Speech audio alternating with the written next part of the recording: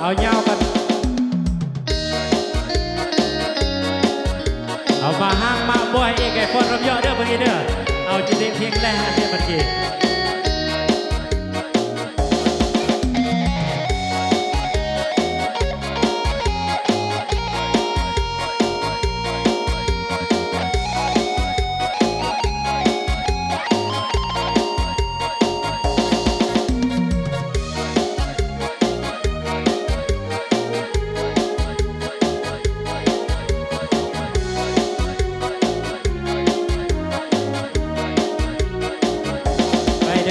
ไปเดินก่อนคืนจะได้ละแวงไปแต่เสาหอดแรงที่ฝนหรือแรงบอกเคยไว้วัน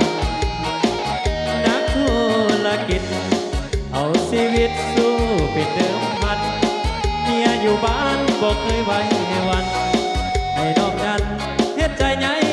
ใหญ่เวียกน้อยเวียกใหญ่ทั่วไปใจลูกค้าเวียกการเอาแต่มันสีมากำหนดเวลาเป็นโมงบ่ได้อย่าเว้นหรือคืน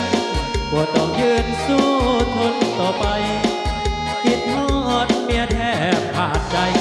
น้องสามไว้จงเห็นใจอายนักธุรกิจ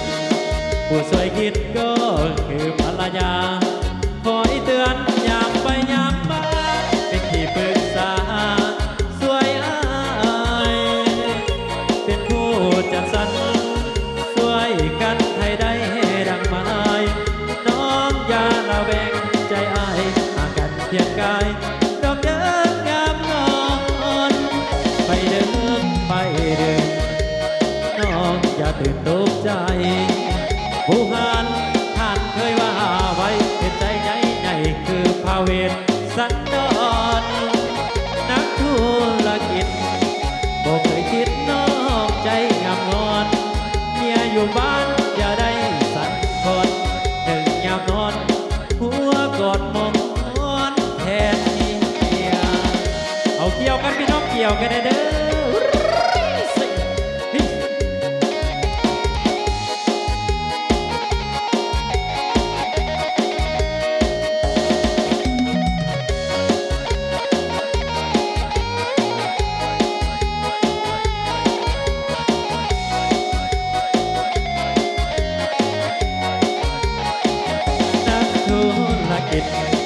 ผู้สวยคิดก็คือภรรยาคอยเตือนอย่างไปอย่างมาเป็นที่ปรึกษาของอายเป็นผู้จัดสรรสวยกันให้ได้ดังหมายน้องอย่าละแวงใจอายหากันเพียงกายดอกเดินยามนอนไปเดินไปเดินน้องอย่าตื่นตกใจผู้ผ่านท่านเคยว่าไว้เหตุใจใหญ่ใหญ่คือพาเวทสันดอนนักธุรกิจผมเคยคิดนอกใจงับนอนเมียอยู่บ้านอย่าได้สั่นกอดถึงยามนอนหัวกอดมอนแทนเมียเอาเกี่ยวกันอีกนึงพี่น้องเกี่ยวกันรอบสุดท้ายกันประเด็น